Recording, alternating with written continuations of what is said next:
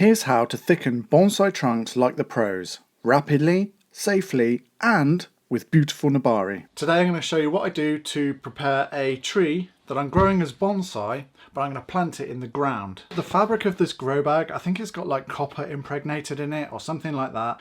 First of all, this thing's really long. It's super tall. I'm just going to cut it back. There we go. Woo! It's a Yatsubusa elm. Got it from Elmbrook. I want two things from this tree. First of all, I want it to be a nice thick trunk. And secondly, I want to use it as kind of a parent or a mother tree to propagate from. So to do that, the more growth I get, the better.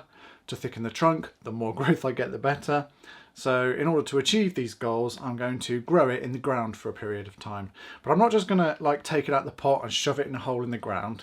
I'm going to take some steps to prepare it for the ground growing process. Before we go any further, just a hat tip to the Talperian Farms podcast on asymmetry. Talperian Farms, I don't think the organisation exists anymore due to a disaster. They did a lot of work to pioneer the bonsai field growing techniques that are being used in the United States. And I am going to borrow all those ideas today and document the process. First thing I need to do is get this damn thing out of the pot. There we go. So I got this Yatsubusa a couple of years ago. It was in a nursery pot and I just up-potted it, stuck it in some soil I had lying around and let it get big and strong while I decided what I wanted to do with it. It's now ready for a repot, so the decision I've made is to grow it in the ground for a number of years. Now, growing trees in the ground, obviously, once they're established, they grow really quickly, really strongly, very vigorously. But the roots can really get away from you. And so that causes two issues. First of all, you can end up with really coarse, thick roots that are hard, not hard, but like, they take a lot of work to get into a bonsai aesthetic, and also if you're growing in the ground, the tree can establish a big wide root system, and when you come to harvest it, there's a risk that all of the work that you've put in will be lost because the tree doesn't survive the dig. I mean, obviously we're pretty good at digging trees, and you know, we understand how to do it with a high chance of success, but having put a lot of work into the process, A, we don't want any risk, or we want to minimise the risks where we can, and B, the harder work it is, the longer it takes, the more miserable I am about doing it. So if I can make it easier to do, all the better. So the first thing I'm going to do is I'm not going to commit to bare rooting this, but I want to get a lot of the soil out so I can have a look at the nebari and get it set up to continue to be beautiful, to continue to develop in a way that's attractive for bonsai when it's growing really vigorously.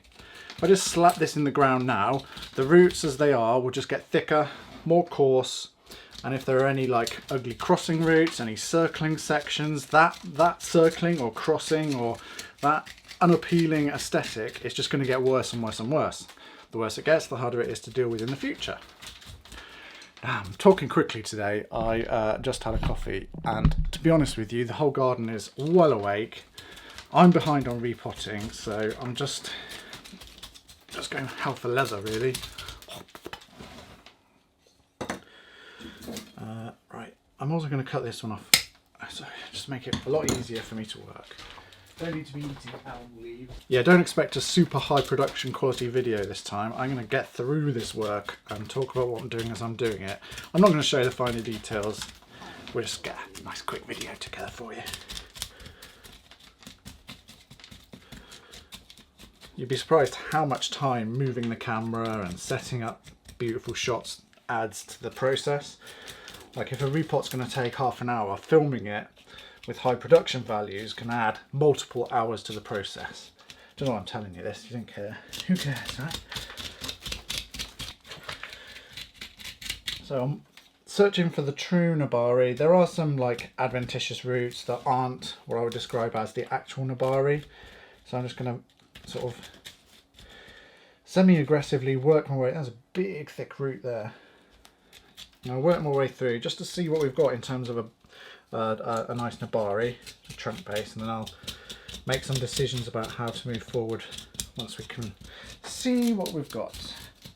Yeah, I didn't work the roots when I put it into this container, which was a mistake. I should have done some root work then. Any chance you've got to do root work on deciduous is always worth doing, but you don't always have the time. So if we can create beautiful trees out of nursery material that's never been trained for any kind of bonsai purposes, I'm sure that this tree that's grown deliberately to be used as bonsai will be salvageable. So I'm not going to beat myself up. And the great thing about elms is they're so rhizogenic, they're so apt to create roots that even if you do end up with some really meaty thick roots, you can pretty much just cut them off and they'll, you know, grow from the cup site new roots that are finer, more in scale. Just because we can be pretty ignorant of the roots doesn't mean we should. There's a really thick piece there, don't know where it's coming from or going. This is a pretty good start to a trunk base actually, that, you know, I'm not hating it considering I just let it grow for 2 years without a single piece of work. Yep, Yatsubusa do have fleshy roots, so although I'm trying to get this done quickly, I can't be too brutal with them because they sort of get damaged and they tear easily. I've got to use a little bit of finesse. Use the finer chopstick just to pull out a bit more soil from between the finer roots we've got here. And I think, let's go on the side and go from the bottom. That's pretty, it's pretty solid, not gonna lie.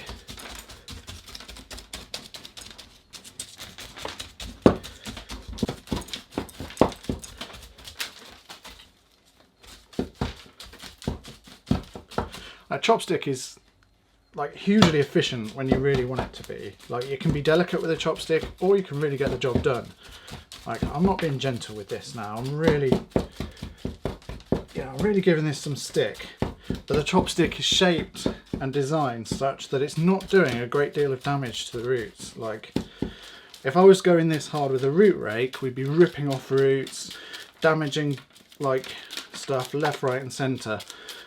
But I can be really quite firm with the roots with a chopstick and still leave most of them intact. That's what I love about the chopstick over the root rake. If I just want pure efficiency and I don't care about the damage, sure, root rake wins. You know, just because we're trying to avoid damage, it doesn't mean we can't get the job done. Get some elbow grease in there. I'm so unfit, I'm out of breath. Bit calmer nearer the nebari, you know, I don't want to rip stuff off the nebari, especially if it's usable. What's going on with this big thick root then? Let's see if I can figure it out. Just going to cut some roots out of the way. That one's damaged. Get that one out of the way as well. Yeah, so if I'm not careful, I can take chunks out of the roots with the chopstick. You know, it's not like the perfect gentle tool. If I use it badly, I get bad results. The roots of this variety are super fleshy, so I can't afford to be too brutal. I keep saying the same thing over and over again. Right. Okay, you there. Just a big thick knot of roots.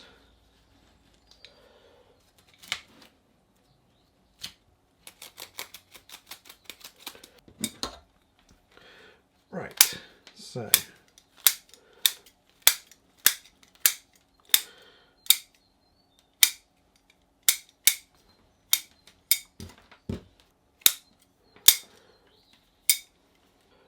some of these thicker pieces I'm going to cut back to anywhere where there's side roots. Where is this thing coming from? It's just a big old thick bundle of circling roots. Just trying to find where it's attached to the trunk, and I can't. Right, let's just go beast mode on this thing.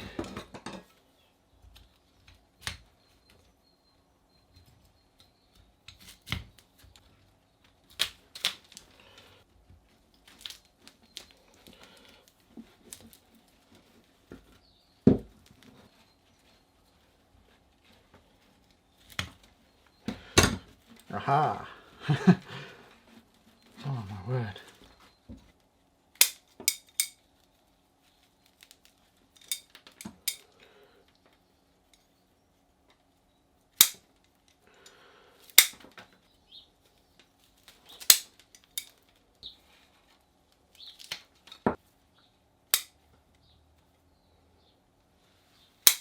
Yeah, so having hacked all that from underneath, I'm now going to just clean up some of these thinner roots.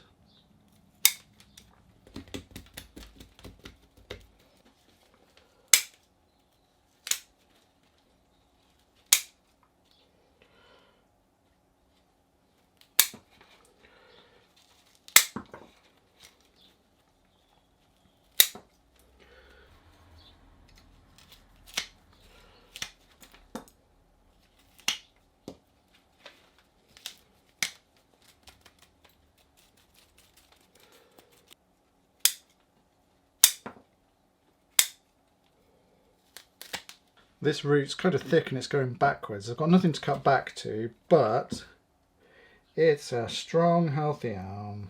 Let's just get it done. This one does have stuff to cut back to. And this big meaty thick root here, that's got roots above it. So I'm going to take that one right back. Alright, there we go. The fabric of this grow bag, I think it's got like copper impregnated in it or something like that, that prevents the roots from penetrating the fabric. The roots get to the edge, similar to air pruning, the roots get to the edge, they decide to stop growing and they branch out further back. So instead of circling around and round, this helps to develop a nice fine root system.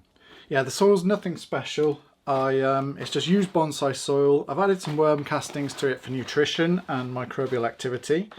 I will plant the tree in this substrate, and then I'll dig a hole in the ground and plant the bag in the ground. So the ground helps to keep the temperature even, it helps provide even moisture, but the sort of the containerized, if you like, environment keeps the tree contained and easy to harvest. I'm just going to loosen this soil up because the rain has compacted it a little bit. Oh, what's this? Ah!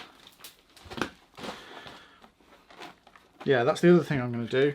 If I plant it on top of this, the roots can only go horizontally and we'll get less of those big, thick, carrot, downward growing roots. Right, I'll take some of this soil out so that I've got room and stuff to bury it in.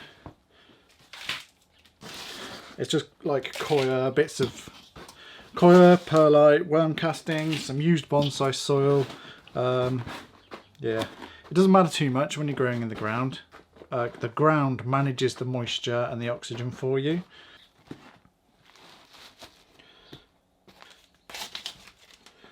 And I'm just going to put a blob of soil on top of that so that the tree's not sitting on plastic. Yeah, it still needs some soil to grow into. And just bed it down onto that disc.